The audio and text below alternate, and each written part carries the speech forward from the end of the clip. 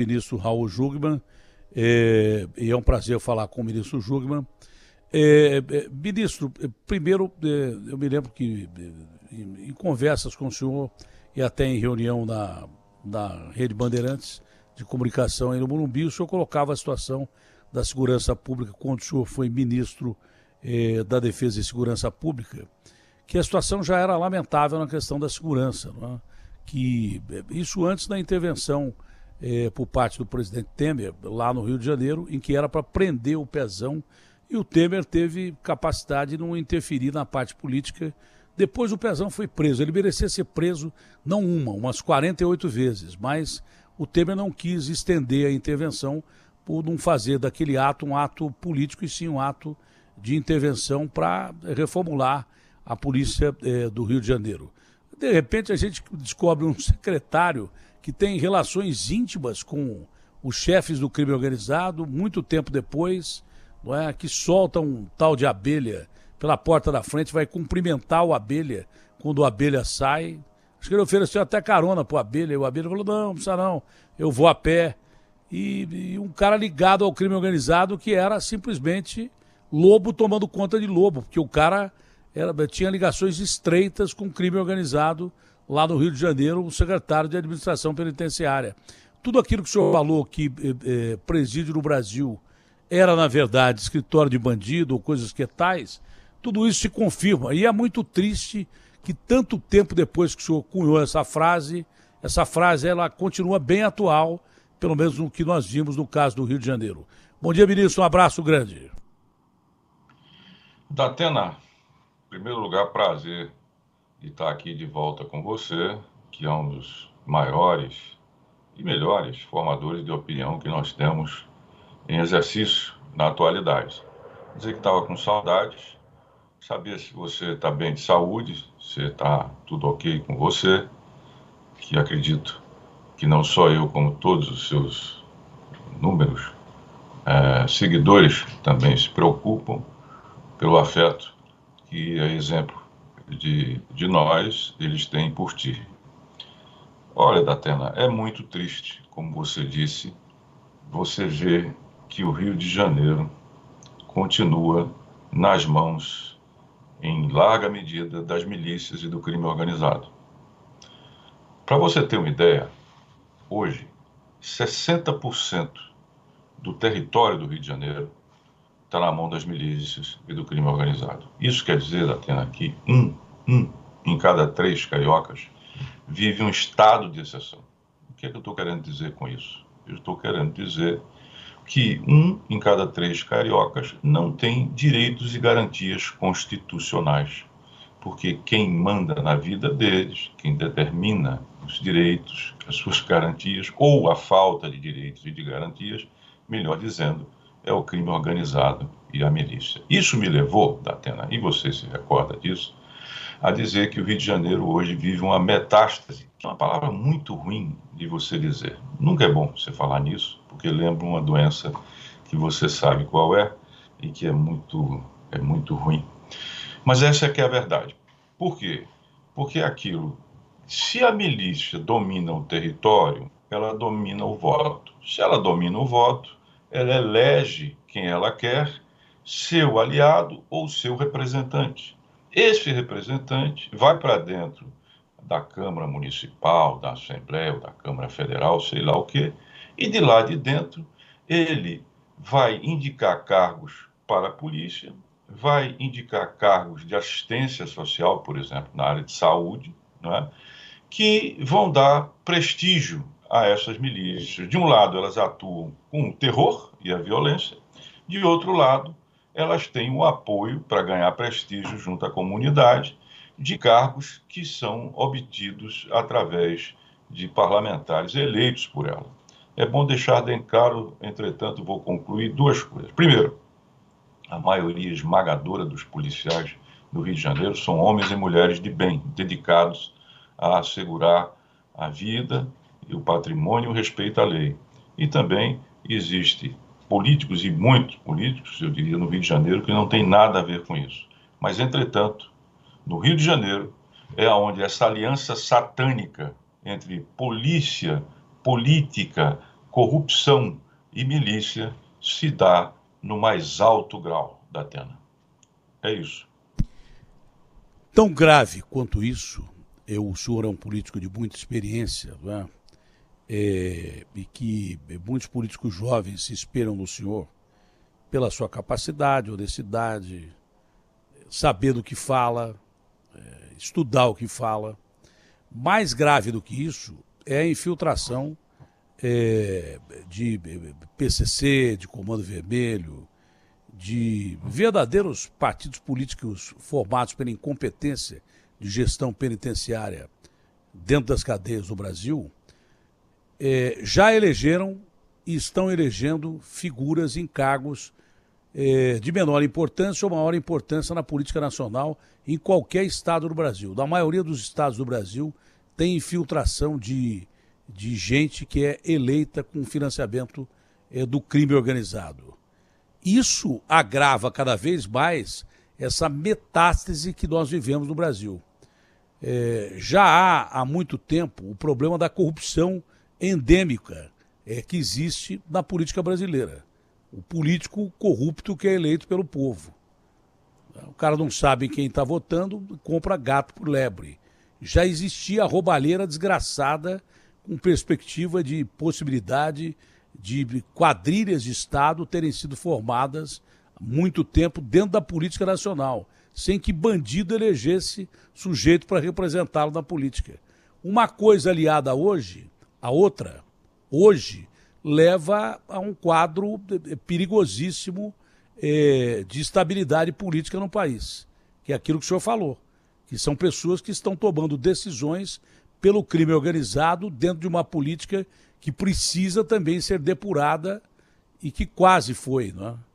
Só não foi porque julgaram que o Moro, de uma maneira incestuosa, julgou o Lula e Companhia Limitada.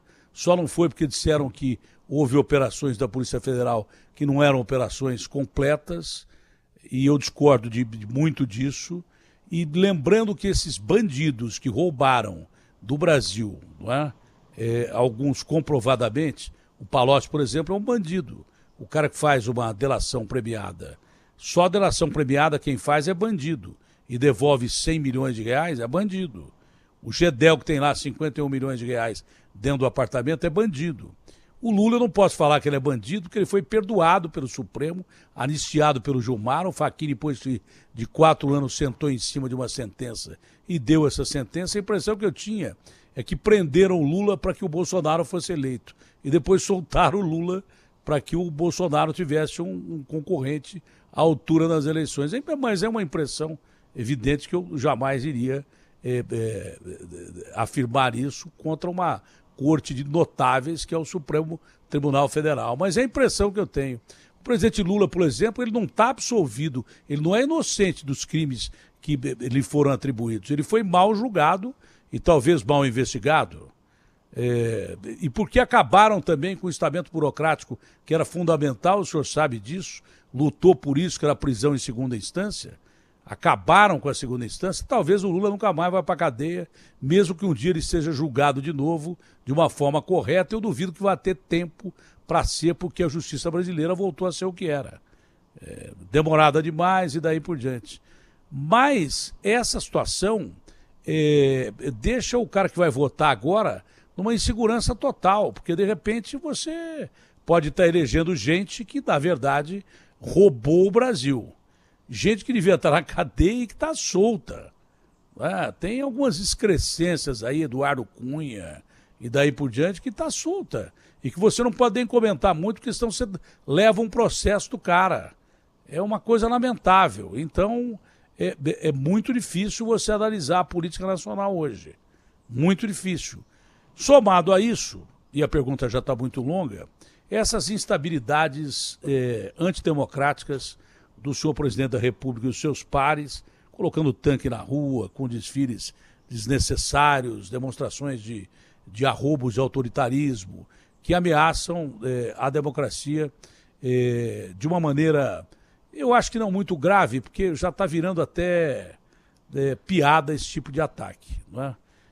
mas realmente regimes totalitários começam assim. Começam parecendo brincadeira e depois a coisa fica séria. Mas esse quadro não é bom se não fosse as instituições. Me parecem, e o senhor entende muito mais disso do que eu, que as instituições estão fortalecidas para enfrentar esse quadro todo ruim que eu falei da política nacional às portas de uma eleição a presidente da República, a governo de Estado, a Senado. O clima é muito ruim. O senhor acredita que, apesar de tudo isso, com base nas instituições, o Brasil chega às eleições de uma forma democrática? Datena, deixa eu começar contando um caos. Você sabe que nós nordestinos adoramos um caos, né? Estava eu disputando a eleição. Hoje eu me aposentei em termos políticos eleitorais, né? Não estou com filiação partidária, mas durante aproximadamente 40 anos da minha vida, eu alternei cargos políticos no executivo, né? E mandatos, né? Então estou eu na minha cidade do Recife fazendo campanha. E campanha você faz no meio popular, geralmente à noite, que é quando as pessoas voltaram do trabalho, estão em casa. Então você vai de casa em casa, cumprimentando as pessoas, entregando um santinho, conversando, puxando conversa, perguntando dos problemas, se apresentando. É um jogo democrático. E eu estava num bairro, que eu aqui chamado um bairro muito popular, que é o bairro da Mostardinha. E lá vou eu cumprimentando as pessoas. Quando eu chego diante de um cidadão, está em frente à casa dele, o portão da casa dele, eu estendo a mão e ele fica de braços cruzados. Você já estendeu a mão alguma vez e ficou com ela abanando sem que o outro cumprimentasse? É uma sensação muito desagradável, né? E Eu já ele, deixei então, gente com a mão no ar, é desagradável mesmo. Para mim, nunca ninguém. Mesmo porque eu estendo a mão para poucas pessoas. Eu não dou a mão para todo mundo porque eu não confio na maioria. Mas olha, um político que fizer isso está morto, né? Um político que, durante a campanha, encontra milhares e milhares de pessoas, o primeiro gesto é Não, mas eu não estender a estou mão. dizendo, eu não estou dizendo povo, não. Eu não estou dizendo povo, não. A gente que eu conheço e que sei que não vale nada. Povo eu jamais faria isso. Eu sei. Agora, tem gente que eu conheço que não vale nada. E que mesmo assim estende a mão para mim. Ficou com a mão no ar. Um monte de gente ficou com a mão no ar. Gente que eu conheço, que eu sei que é vigarista, picareta. Aí eu não estendo a mão mesmo. Agora, povo não. Né? Povo, primeiro, que você não conhece também. Pode ser gente boa pra caramba e pode não ser, mas você não pode generalizar. E também o povão não pode generalizar em termos de política, porque senão você vai para regime de exceção. Se eles acharem que todo político é ladrão, você vai para regime de exceção. Mas tem gente que não vale nada mesmo. Agora tem que tomar cuidado. Então, prosseguindo. E aí ele falou, eu não cumprimento político. Aí disse, o senhor não cumprimenta? É porque todo mundo é igual, é tudo igual. Aí eu falei assim para ele, você me dá um minuto, por favor? Ele foi educado, disse, pois não. Ele disse, olha, às vezes eu estou no Congresso Nacional e olho para o meu lado esquerdo e eu vejo um escroque, eu vejo um malandro, tá certo? Que está ali. Às vezes eu olho para o lado esquerdo e vejo a mesma coisa. E quem pôs ele lá? Né? Às vezes na minha frente tem um homem de bem, tem um homem muito qualificado que está preocupado com as questões nacionais. Quem foi que botou esse cara, esse bandido aqui à minha direita e esse bandido à minha esquerda? O senhor sabe quem foi que fez? Aí ele disse assim, não. Aí eu falei, então, pessoas como o senhor. Pessoas como o senhor. Mas eu disse, pô, agora o negócio vai complicar, né? Isso aqui vai dar uma confusão, pelo que eu falei. Aí ele disse, o que é que eu tenho a ver com isso? Eu disse, porque, veja bem, se você não acredita em nada na política nem nos políticos, o que vai acontecer? Se você não encontra ninguém como aquele na minha frente que estava, que era do bem, para eleger ele, o que vai ficar no lugar? Vai ficar o bandido da esquerda e o bandido da direita. Então você está simplesmente ajudando a eleger um bandido. E agora eu quero te dizer uma coisa, presta bem atenção. Eu falava para ele, olha, não precisa votar em mim, mas procure alguém que seja decente para votar, porque o país precisa. Então, a questão da corrupção, que você tão bem, eu assino embaixo de tudo que você disse, começa com a responsabilidade cidadã. No momento em que você generaliza e diz é tudo igual, ninguém presta, não é? E que não é isso que nós falamos, não é? O que acontece? O cara que rouba, o cara que é malandro, o cara que está ligado à milícia, o cara que corrompe, o cara que vai lá para cá, esse vai. Não vai o do bem, não vai o do bem, mas vai o outro, do outro lado, tá certo? Então, é muito importante que nesta cadeia de responsabilização a gente assuma a nossa parte.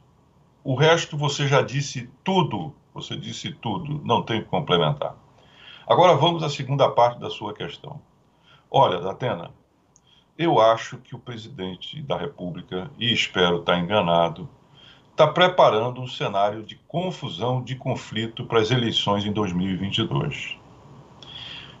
Tudo, se você fizer o que, né, chama-se timeline, se você observar o que ele anda falando, o que ele anda dizendo, a constatação é, por que ele está dizendo que eleição vai ser fraudada, se não tiver voto impresso não tem eleição, por que é que ele está dizendo que é preciso armar o povo?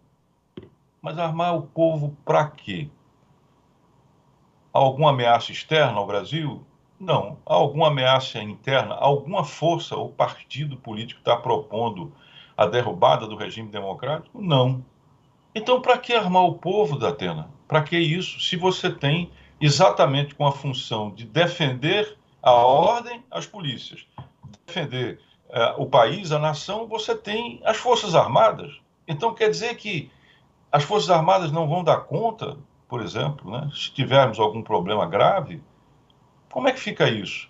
E ele também vem cortejando setores daqui, caminhoneiros, setores de polícias, etc, etc. Então, eu olho para isso tudo, Datena, e digo, olha, isso pode não terminar bem. Por quê? Parece que o presidente está a dizer o seguinte, eleição que vale é a eleição que me elege. Ora, isso não é democracia. A democracia comporta risco, não é, Datena? Como você sabe tão bem. Democracia implica em resultados que não são, antes de acontecer a votação, imprevisíveis. Portanto, tem risco. Democracia comporta risco. O antidemocrata, o autoritário, não é? O tirano, é aquele que diz, não, eu quero que o resultado seja o que eu quero. Senão, não vale.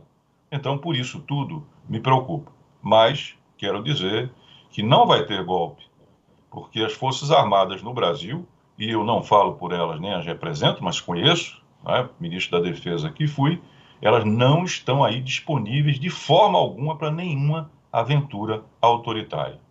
Mas mesmo assim, o presidente vem dia a dia cultivando, cavando uma fala, um discurso, constrangimento dos poderes, ameaças que nos levam, infelizmente, a essa constatação de que o presidente quer, sim, armar uma confusão nas eleições de 2022. E importa a todos, e você tem um grande papel nisso, como formador, que tem bilhões de ouvintes, de procurar evitar, prevenir que isso venha a acontecer.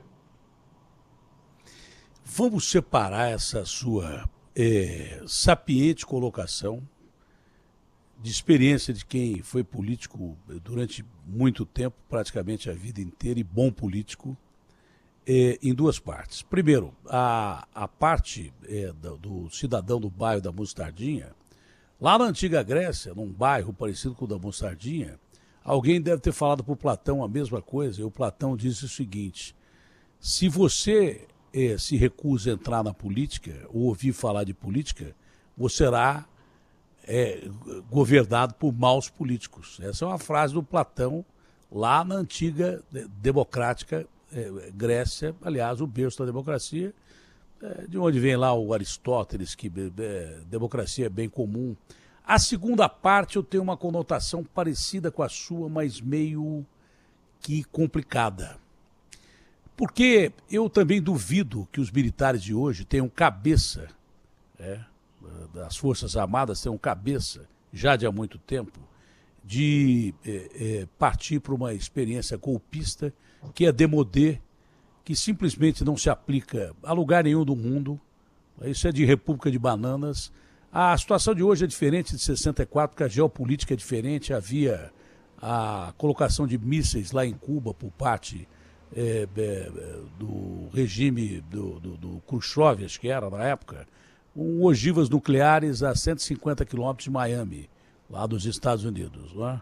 Aquilo gerou nos militares americanos, né, e na sociedade americana uma insegurança muito grande, e eles pensavam que os comunistas fossem tomar não só Cuba, como já tinham tomado, e avançaram um sinal, furando o bloqueio americano e botando mísseis ali do lado, mas eles imaginavam que o continente inteiro, não só a América do Norte, mas a América do Sul, fosse virar comunista. Por isso que houve vários golpes. A história prova que a maioria financiados pelos americanos para impedir que geopoliticamente os soviéticos na época ocupassem o nosso continente. Não tem nada disso hoje. Hoje é globalização e o mundo está tentando sair de uma pandemia. Não existe isso. Não existe essa possibilidade. Com exceção de raros pontos do planeta, como agora no Afeganistão, quando o Biden tomou uma decisão errada, depois de 20 anos, de deixar o Afeganistão à própria sorte, não é? Um regime de malucos que usam o nome de Deus em vão, em nome da religião, matam pessoas, suprimem o direito das mulheres e tal. A complicação que eu vejo aí é outra do presidente Jair Bolsonaro. As Forças Armadas, eu duvido que apoiem o presidente Jair Bolsonaro. O Bolsonaro faz alguma coisa parecida com outro tipo de previsão política, que é exatamente a ausência de qualquer regime, de esquerda, direita, centro, que é uma coisa chamada anarquia. Se você provocar anarquia, você corre o risco de provocar o caos. E aí eu não sei o que é que pode acontecer. Acho que o objetivo é provocar o caos, a anarquia, a ausência total de valores e provocar o caos pelo caos para ver o que dá. Lembrando que mesmo, vamos citar, por exemplo, a Revolução Francesa, que mudou a história do mundo para melhor, hein? Mudou para melhor a história do mundo, né? Com liberté, igualité, fraternité, liberdade, igualdade e fraternidade. Quando o rei, acho que foi o Luís XVI, né? A Maria Antonieta, achavam que podiam dominar o povo. Não tem pão, dá circo e coisa parecida. O povo é uma besta fera. Como diria o reacionário do Voltaire lá, o povo é uma besta fera. Ou você foge dele ou você acaba com ele. Isso é o que falava o Voltaire. Mas a Revolução Francesa, que tinha e teve um papel fundamental na mudança social para o mundo, devolveu ao povo a vontade de viver e a condição de viver, mudou a história do mundo. A Revolução Francesa, para mim, foi mais importante que a Revolução Industrial, porque tratou o povo como o povo mesmo e o rei se ferrou. O rei perdeu a cabeça, Maria Antonieta perdeu a cabeça. Só que qualquer mudança radical de uma hora para outra, o que corta a cabeça hoje lá, usando a guilhotina do Dr. Guilhotin, vai ter sua cabeça cortada amanhã. Que tomem cuidado os que provocam caos e coisa parecida. Porque podem ser os primeiros a pagar, ou os últimos, mas acabam pagando. Quem toma decisão unilateral para grupelhos e para eles mesmos, acabam pagando por isso. O Robespierre viu o Danton passar na rua lá, sendo levado para cortar a cabeça, e a dele foi cortada depois. Mas o que me parece é que o que quer ser provocado pelo presidente da República é uma anarquia. Não tem objetivo de golpe militar. Parece que é uma anarquia, que eu duvido que os comandantes, esclarecidos comandantes militares, embarquem numa aventura dessa. O senhor acha que eu estou errado nessa? De forma nenhuma.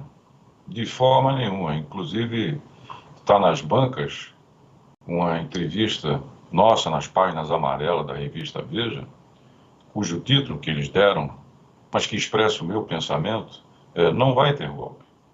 As Forças Armadas estão absolutas. Aliás, eu disse uma outra coisa, Datena.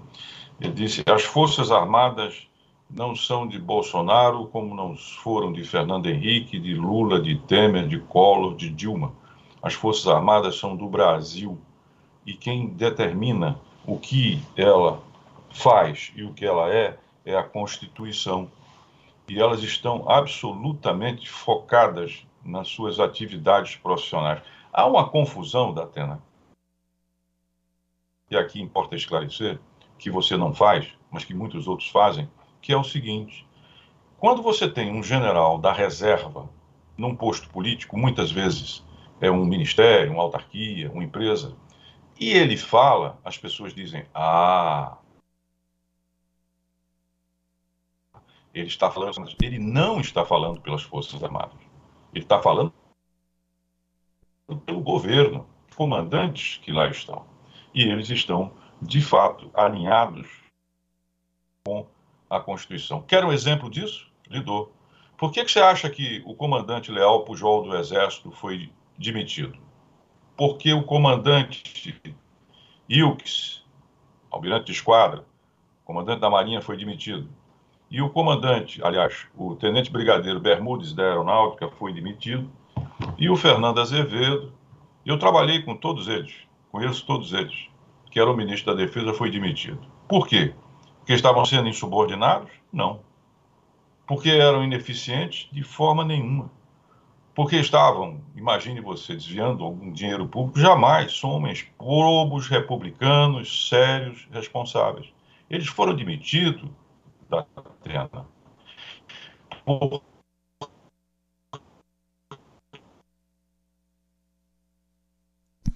Que pena que está falhando a comunicação, que volta logo, né? Mas acho que vale a pena a gente restabelecer a comunicação, porque a próxima pergunta vem agora com essas crises atuais aí.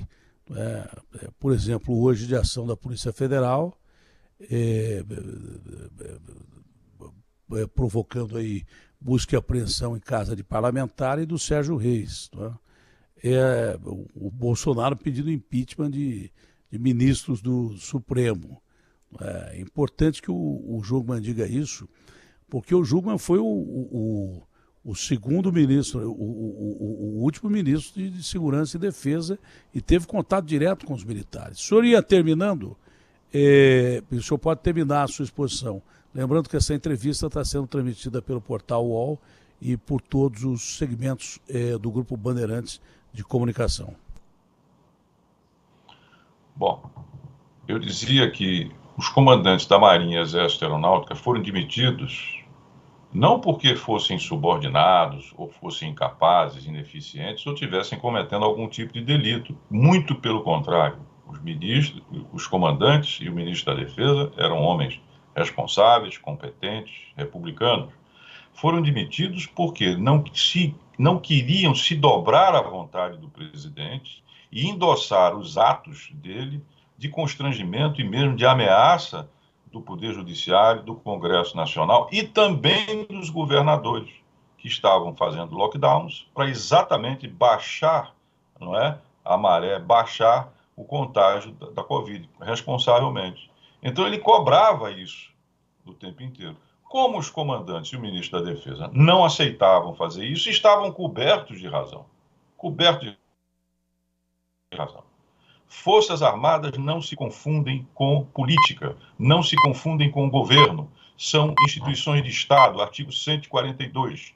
São instituições nacionais, permanentes, regulares, organizadas segundo hierarquia e disciplina. Então, não tem nada a ver. Governo responde por uma parte dos brasileiros, aqueles que os elegeram. Claro, governa para todos. Mas aqueles que estão a serviço do Brasil não distinguem governo de oposição. Estão aí para defender a pátria. Somos todos nós, o território, a soberania, os recursos. Não se confundem com isso. Não se confundem. Então, foi por isso que eles foram demitidos. Então, eu volto a dizer isso. Quer dizer, as Forças Armadas estão indisponíveis para qualquer tipo de aventura. Agora, Datena, o presidente faz bullying, o presidente provoca, o presidente cobra delas todo o tempo que elas entrem na política. O que é péssimo para as Forças Armadas, o que é ruim para a democracia e é também muito, muito ruim para o Brasil. Se entrarem na política é rasgar a Constituição. O senhor já disse, o artigo é papel de Estado, não de governo.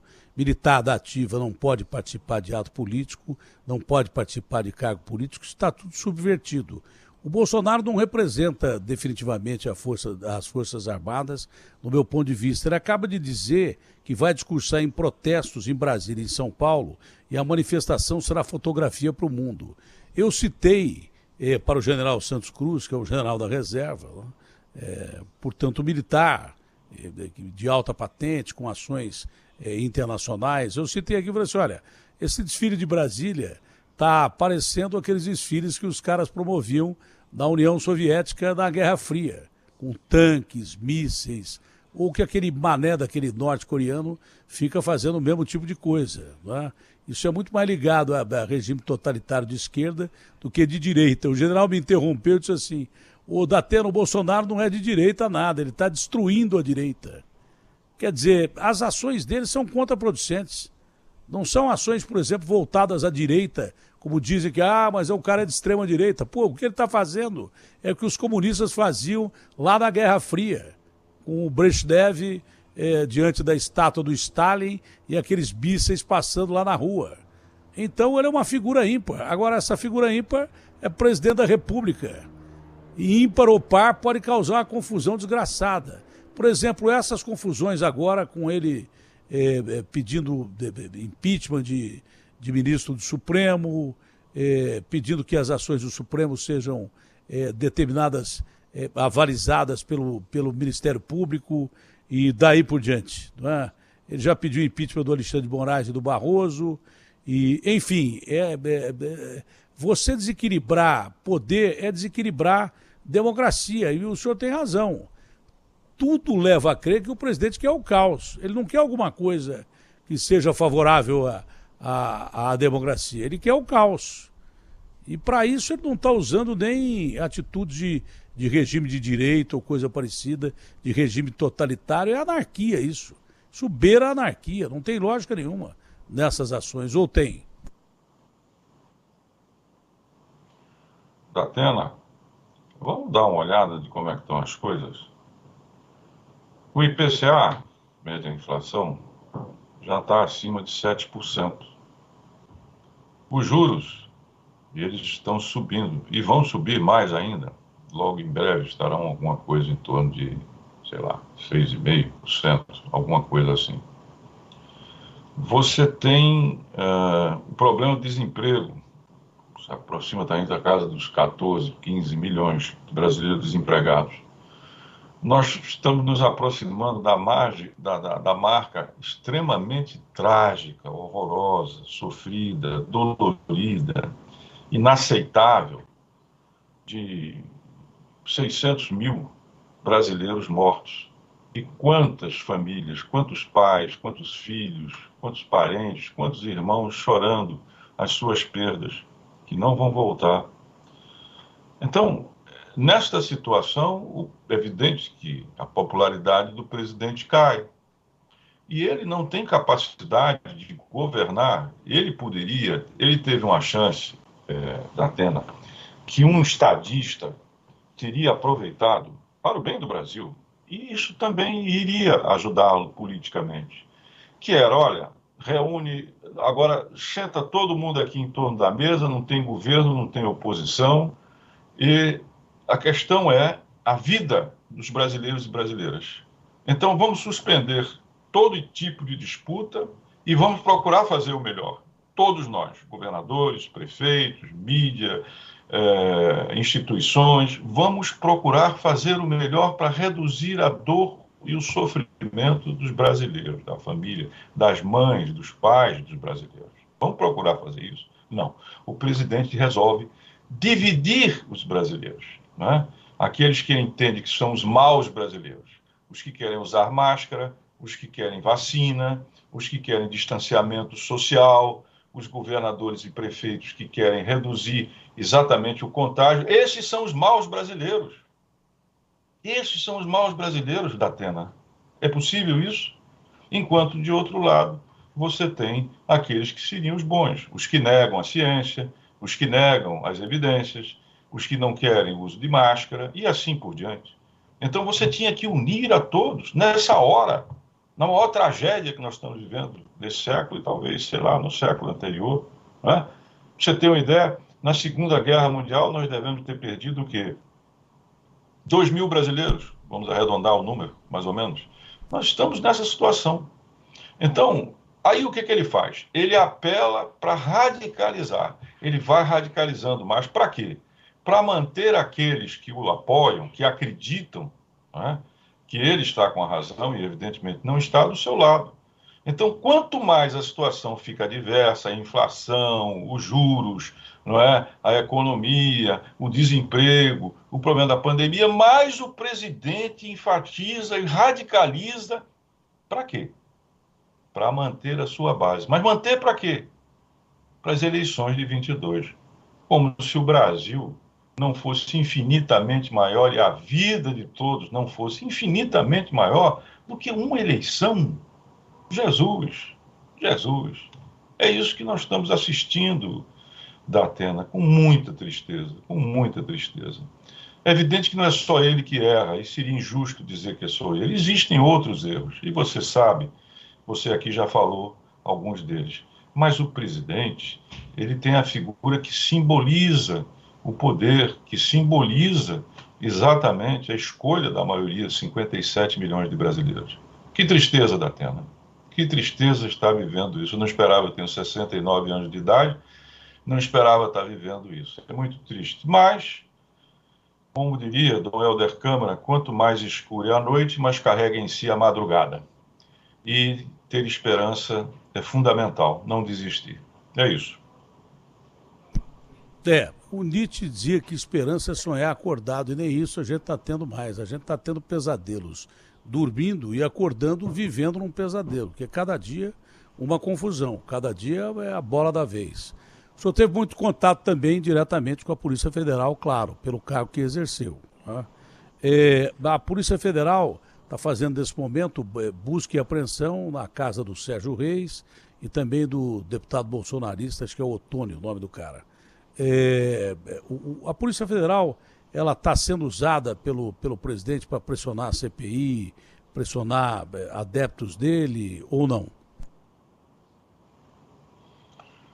Olha, a Polícia Federal que eu comandei é uma das melhores polícias do mundo. Do mundo. Não tenha dúvida disso. Na minha época eram 12 mil homens e mulheres muito preparados. Agora, o presidente vem também, neste caso, tentando submeter, tentando controlar a Polícia Federal. Né? E aqui eu vou lhe contar um episódio que eu nunca tinha falado, mas vou lhe contar para você entender. Claro que você entende, mas pelo menos para quem está nos vendo e ouvindo, entender a relação que tem o executivo, o ministro, o presidente, com a polícia, que é a Polícia Judiciária da União, né? E que é um órgão de Estado fundamental na defesa da lei, do Estado Democrático de Direito, da ordem. Lembra quando teve aquele prende e solta do Lula? Está lembrado? Claro. Está lembrado? 2 ordens para veio para soltar, o 2 porto, ordens para voltou, Aquilo tudo, lá estou eu, né? Como ministro. Eu fui, até hoje, o único ministro da Segurança. E aqui um parênteses, né? Como é que o Brasil tem ministro da Previdência, da Cultura, dos Esportes, da Educação, da Saúde, coisas que são importantíssimas. Tem ministro de todas as áreas sociais da Constituição de 88.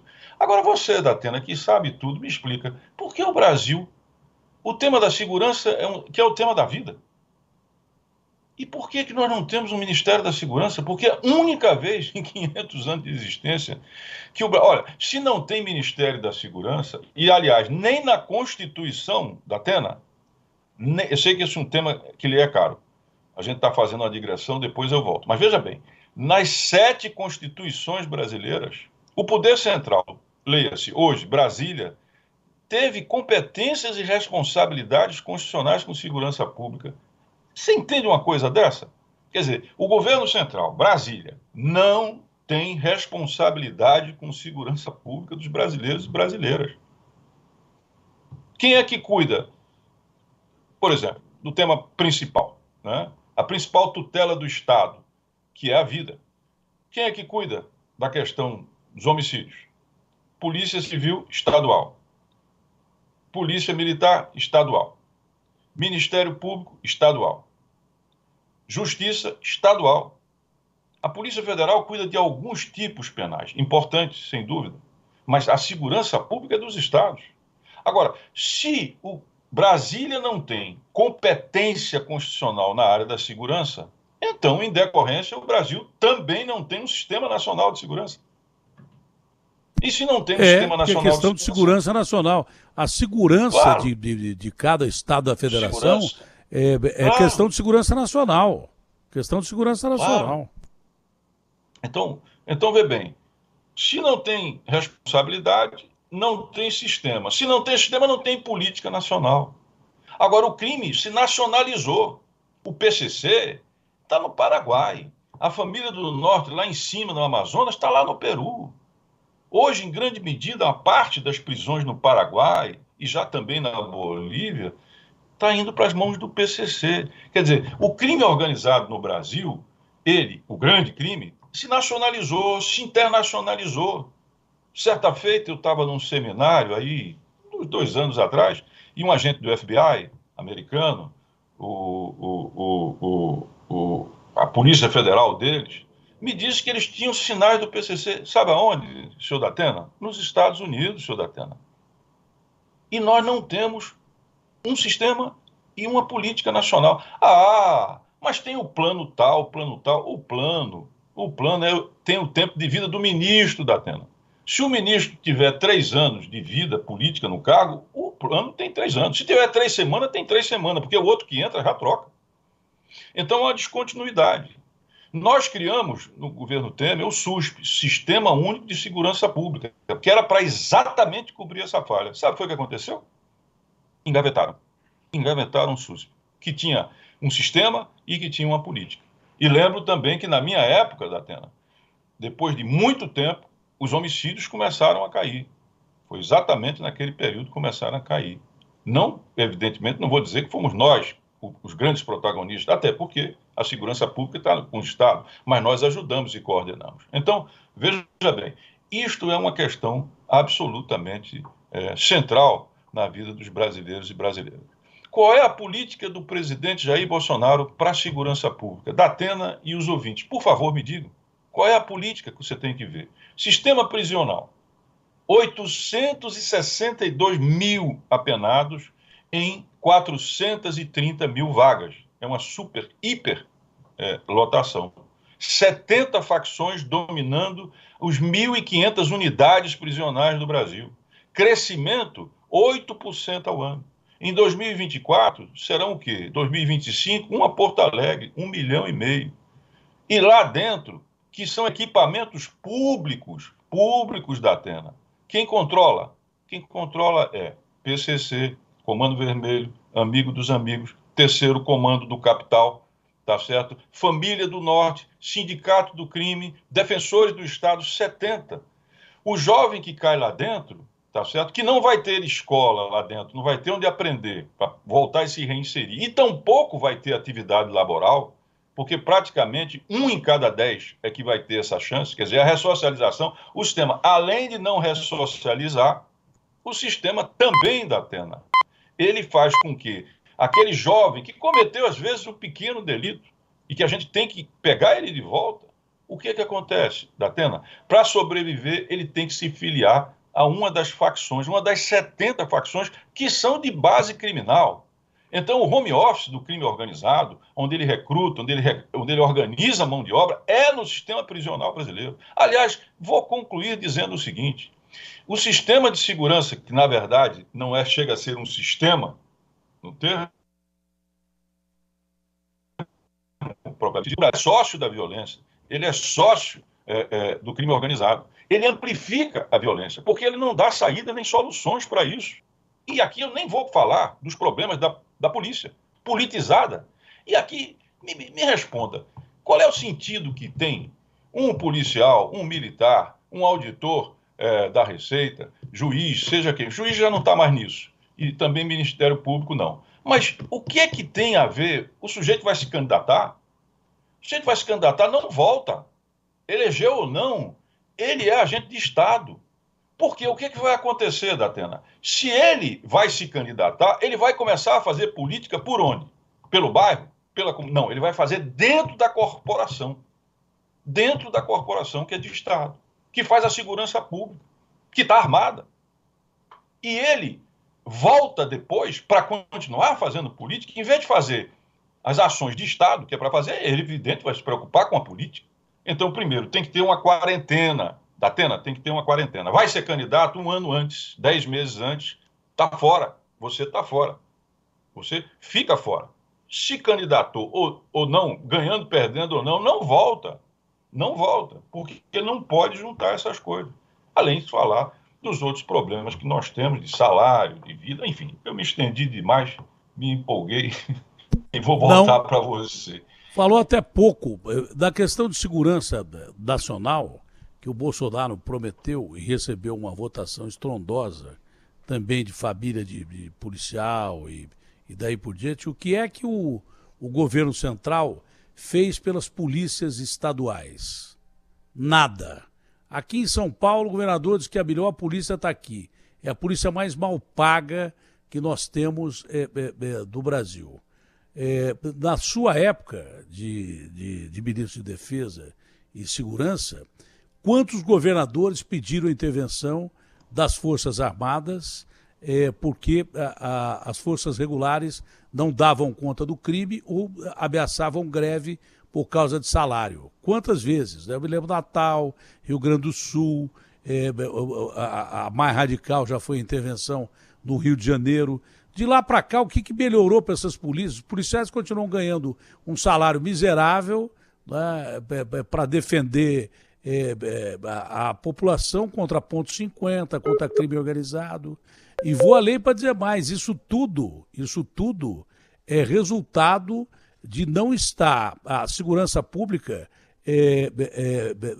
na nossa Constituição como papel importante. Se estivesse um papel importante na nossa Constituição, a segurança pública, claro que aí Brasília teria que tomar providências, e providências não eleitoreiras. Agora estão querendo dar, o presidente diz que vai dar casa para militar com financiamento baixo. Agora, mané, agora que já estamos na beira das eleições, quer dizer, nada do que ele prometeu ele entregou para a segurança pública. E a maioria dos governadores também não fez nada pelas polícias. Largaram os policiais na mão. Você pode pergunta para qualquer tropa de qualquer estado se os caras estão satisfeitos com o governo federal ou com o governo do estado dele. Pode perguntar para qualquer um. Se eu abrir o microfone agora, o que vai ter de gente? Policiais de ativa que estão aí combatendo o crime organizado, ganhando um salário miserável, como a maioria do brasileiro, aliás, só que a profissão deles é de risco. O cara vai entrar aqui insatisfeito. Não fizeram nada, nem em termos federais e nem estaduais, para a questão dos policiais. Não fizeram. Não fizeram. Portanto, também não contem com eles se tiverem com ideias golpistas. Porque esses caras não vão embarcar na onda de quem só os enganou até agora. Essa é a realidade. Isso eu ouço falar todo dia. Ô, Datena, para não dizer que eu fiquei só na problemática e não entrei na solucionática, eu queria dizer a você uma coisa que eu tenho muito orgulho. Quando eu era ministro da Segurança, nós fizemos o seguinte. Sabe as loterias? As loterias que são geridas pela Caixa Econômica, elas têm uma arrecadação. Sim. Uma parte fica para a Caixa Econômica, porque ela administra, uma outra parte é o prêmio, para quem ganha, e uma terceira parte era distribuído para vários órgãos, tá certo? Então, o que foi que nós fizemos? O presidente Temer fez.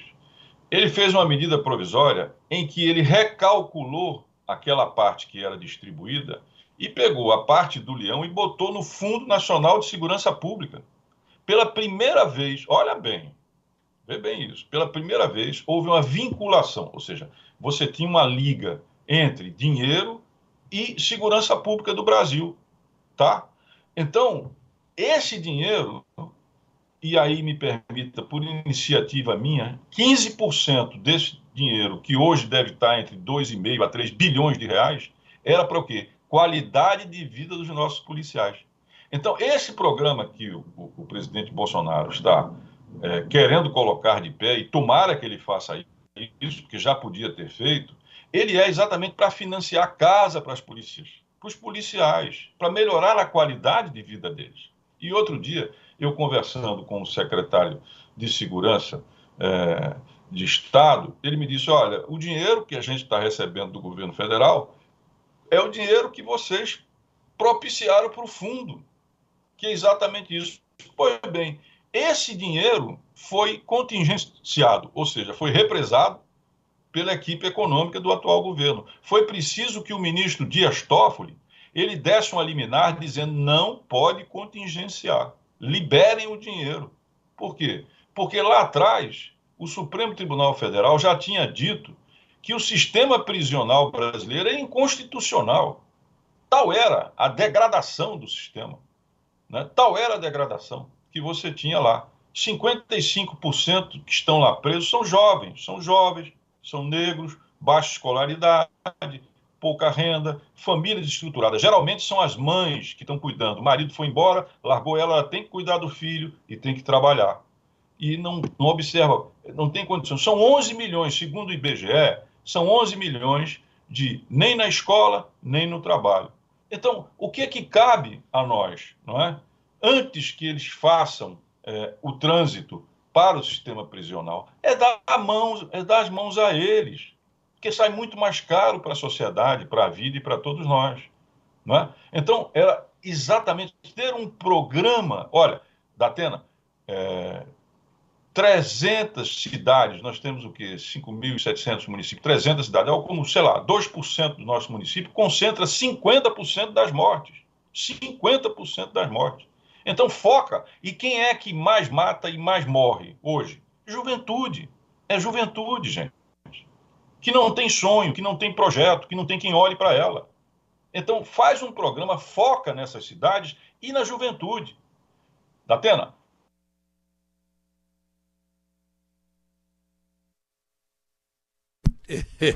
Agora, vender a mão. Que sonhe, que possa ter futuro. É isso. Eu não sei se o senhor já concluiu, porque deu uma picotada aí, mas eu entendi. Agora, mais grave do que isso também, por exemplo, o cara que entra ladrão de galinha na cadeia e sai soldado do PCC, porque, ou de qualquer outra organização, de todas que o senhor falou, ele tem que se aliar a esses partidos lá dentro, porque senão ele morre. Ele vira farinha em 2 segundos. Tem que estar de um lado, senão ele vira farinha de algum jeito. Agora, pior do que tudo, o crime organizado, ele não só tomou conta do Brasil, como pelo que o senhor disse, sitiou o Brasil, porque o Brasil não produz droga, são os países aqui limítrofes. Que produzem droga são os países limítrofes. Ele sitiou o Brasil, está lá, sei lá, aquele André do Rap que foi solto outro dia, também por força e obra de uma imbecilidade da lei, que os nossos parlamentares em Brasília facilitam pra caramba para quem comete crime. E o André do Rap foi beneficiado por uma lei que um deputado de Minas Gerais enfiou um jabuti no meio de uma lei que existia. E aí o ministro Marco Aurélio falou a coisa lógica. Olha, Datena, na verdade a lei está aí. Quer dizer, ele soltou um dos piores traficantes internacionais ligado à máfia italiana, porque os nossos parlamentares em Brasília, que são o legislativo. Você que elege o seu deputado, lembra. É ele que faz a lei que permite que grandes organizações cresçam cada vez mais no crime e que tenha mais gente matando gente. Tá? O seu senador e o seu deputado que você elege. Então, essas brechas na lei são terríveis já. Tá? O sistema penitenciário, realmente, o princípio básico do direito é você botar gente que cometeu o crime aqui de um lado e do outro lado você sair com a pessoa regenerada, melhor, tá? Com possibilidade de voltar ao campo de trabalho ou voltar a estudar. É o contrário, o cara sai pior do outro lado. E o pior de tudo, o sistema criminal brasileiro, ele está sitiando o Brasil, tomando conta do Brasil, lavando dinheiro pra caramba, e para combater crime organizado, o primeiro detalhe é da lavagem de dinheiro. É lavagem de dinheiro. Você não combate crime organizado com bala, tiro e canhão. É com lavagem de dinheiro, é rastreando o dinheiro. Não é? O pior de tudo é que essas organizações já estão formando jovens fora da cadeia, jovens advogados e tal, e daí por diante. Até isso os caras estão fazendo, enquanto que a nossa segurança pública está cada vez mais desarranjada, mal aparelhada. Outro dia um soldado, um policial civil, foi morto aqui por um cara que tinha acabado de matar a mulher, porque ele estava com uma arma Taurus que tinha 16 anos. Aqui em São Paulo, que é o estado mais rico da União. O sujeito atirou nele, ele foi atirado no sujeito, a bala engasgou numa arma de 16 anos, que já é ruim a arma Taurus. A arma de 16 anos, a Taurus até ligou lá e falou: ô, Datena, essa arma tem 16 anos. Você fala que a nossa arma é ruim, eu acho ruim, mas não sei se melhorou. Mas tem 16 anos que o governo de São Paulo, o estado mais rico da União, deixa um policial com uma arma de 16 anos na mão. Então eu não sei qual é o fim da história. Apesar de tudo isso, o senhor ainda se mantém, mesmo aposentado politicamente, otimista em relação ao futuro do Brasil, ou tem lá as suas dúvidas? Atena, eu acho que nós estamos vivendo um momento muito sombrio. Desculpe, gostaria de dizer outra coisa, mas eu mesmo, né, ando muito frustrado com o meu país, muito frustrado, né? Nós hoje estamos isolados internacionalmente como nunca tivemos tão isolados.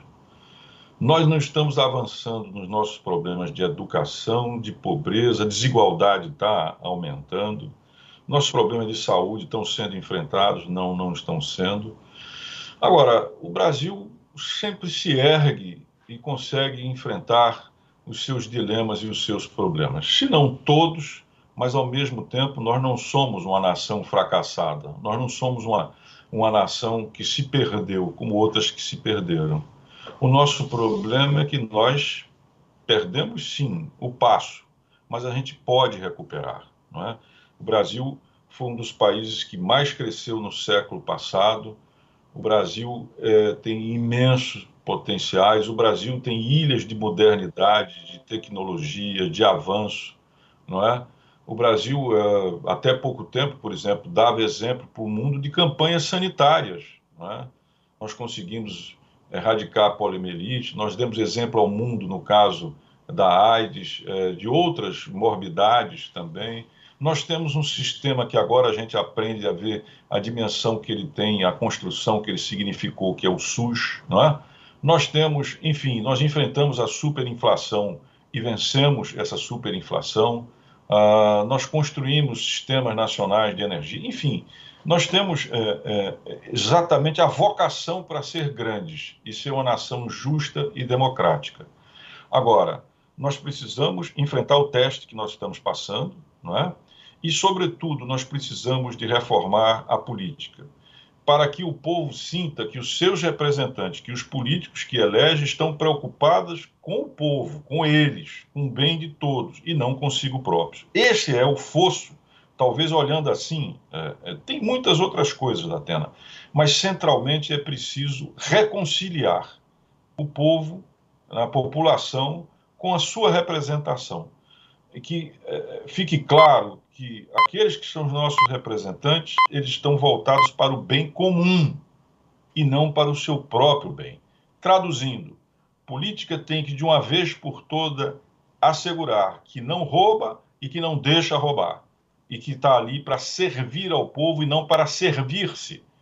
Isto eu acredito que a gente tem que avançar, não é? Como temos que resolver a questão do meio ambiente, da sustentabilidade, da Amazônia, dessa juventude que eu falei. Temos imensos desafios, mas vamos lá, a gente precisa de alinhar a política e os políticos com o desejo dos brasileiros e brasileiras. É isto que está posto aí. Antes, durante o regime militar, a grande luta foi para retomar a democracia. Hoje, a grande luta é manter a democracia. Nós temos que manter essa democracia. E manter a democracia é realizar eleições livres, justas, democráticas em 22, não é? E fazer uma nova escolha. E eu, pessoalmente, gostaria muito que nós tivéssemos aquilo que se chama de uma terceira via, que nós não tivéssemos que fazer escolha entre Bolsonaro e Lula, mas que nós tivéssemos uma outra voz, para inclusive fugir dessa polarização da Atena, não é? Porque eu acho que ela é muito nociva e que ela não ajuda a gente superar e resolver esses problemas. Olha, foi um prazer conversar com o senhor, respondendo a sua pergunta. Eu estou bem de saúde, apesar de 6 stents do coração, estou bem de saúde, graças a Deus, estou muito bem. Dá para torrar muita gente ainda. Eu tive um infarto, já tinha colocado 5 stents, coloquei mais um no dia do infarto. Foi uma coisa, se não fosse a equipe do Calil lá, o Davi, o pessoal do Sírio, eu teria embarcado. E Deus, é claro que eu acredito muito em Deus. Eu tinha comido, tinha bebido na hora do almoço, então eu tive que fazer a última intervenção do infarto acordado. E que foi um pesadelo, que eu desejo para muitos inimigos meus que passem por isso. Porque aos inimigos a lei e a dor, porque eu passei um período difícil. Mas eu estou pronto para, se preciso, morrer pelo Brasil. Tá? Aliás, eu quero viver pelo Brasil e quero que esses canalhas que fazem do Brasil o que o Brasil é hoje, que passem e sejam jogados no lixo da história que a gente não gosta de aproveitar.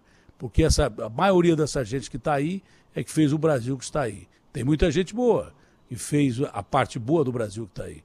Mas a parte ruim do Brasil tem muita gente que está aí se propondo a voltar para continuar para fazer do Brasil essa parte do Brasil que o brasileiro realmente não gosta e não pode admitir. Espero que o senhor esteja bem, né? O senhor fez um teste para Covid, parece que uma sobrinha do senhor está com Covid. Se ela estiver, espero que ela melhore o mais rápido possível.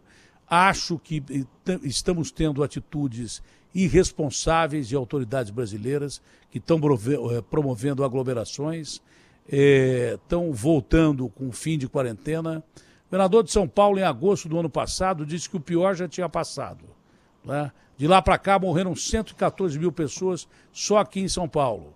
Agora ele disse que acabou a quarentena, fez samba na convenção do partido, na reunião do partido e daí por diante. E diz que a quarentena acabou aqui em São Paulo, o estado do Rio de Janeiro já está completamente em estado de super alerta por reocupação de leitos e UTIs. O próprio prefeito Eduardo Paes reconheceu um monte de bobagem que fez, não é? E nós fazemos divisa com São Paulo, os 2 estados que a variante Delta mais preocupa, Rio de Janeiro e São Paulo. E aqui a gente diz que a quarentena acabou. Tomara que a frase infeliz de que o pior já tinha passado do Dória lá atrás e morreram 114 mil pessoas de lá para cá, não se repita com o fim total da quarentena, né? Porque aí eu já cobrei uma vez, acho que a gente foi negacionista pra caramba nas eleições, fizemos eleições presenciais com governador saindo com o prefeito para fazer campanha presencial e de lá para cá teve outra onda, temos quase 600 mil brasileiros mortos. Espero que não venha uma outra onda que já é prevista pela irresponsabilidade da maioria dos governantes do Brasil, dos seus estados, que dizem que o Bolsonaro é negacionista. Ele é mesmo, ele é o próprio negacionista. Só que esses caras, além de negacionistas, são cínicos. Chega na hora da eleição, eles são cínicos. Espero que isso não jogue o Brasil numa crise terrível de uma quarta ou quinta onda que estão para chegar aí.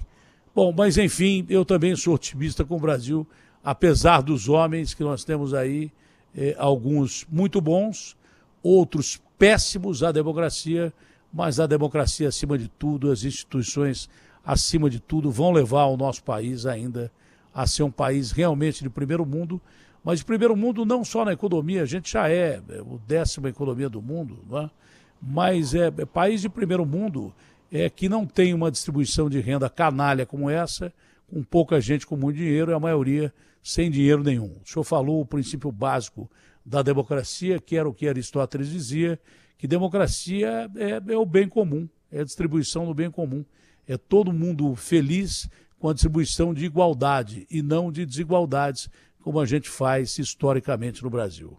Abraço grande ao senhor, que Deus lhe proteja, foi um prazer bater esse papão com o senhor. E quando acabar esse troço dessa pandemia, eu terei o maior prazer de ir até o Recife, lhe dar um abraço grande. Eu conheci o menino, o João Campos, achei um menino adorável quando eu almocei com ele, com a Tabata, e recebi um convite de voltar ao Recife, que é uma das cidades que eu mais amo na minha vida, porque durante muito tempo fiz o Verão Vivo com o Luciano do Vale aí no Recife.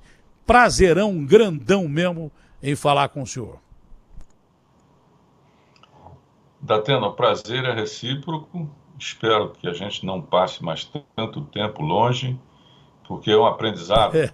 Sempre eu fico observando e vendo como você se dirige ao público, as frases que você usa, a maneira como você aborda os problemas, e eu estou sempre aprendendo com você, que é um grande comunicador, exatamente como falar. Apesar de estar aposentado na política, continuo, mas é muito interessante. Então, amigo, um grande abraço e, sobretudo, um enorme abraço para todos os seus fãs, admiradores, entre os quais me incluo, e saúde, sucesso, paz e, sobretudo, vida para todos nós. Ok? Grande abraço. Posso cometer uma inconfidência aqui, eu não sei Pois não, se por seria favor. legal, mas na última entrevista que eu tive com o senhor, última ou penúltima, sei lá, foram tantas, né? Foi em Brasília e o senhor tinha lá uma espada japonesa, daquelas de primeiríssima qualidade. Uma espada de samurai, né? Eu não sei quem lhe deu, o senhor me disse na época, mas a minha memória é curta. Mas, definitivamente, entrando na política, eu gostaria que o senhor me emprestasse aquela espada de vez em quando, não para cortar cabeças, mas para cortar algum documento irresponsável, coisa parecida. É algum mal pela raiz, que aquela espada deve ter um fio desgraçadamente bom. Abraço grande ao senhor. Abraço grande. Ministro, foi um prazer. À sua disposição. Grande abraço. Um abraço a todos. Abraço grande, ministro.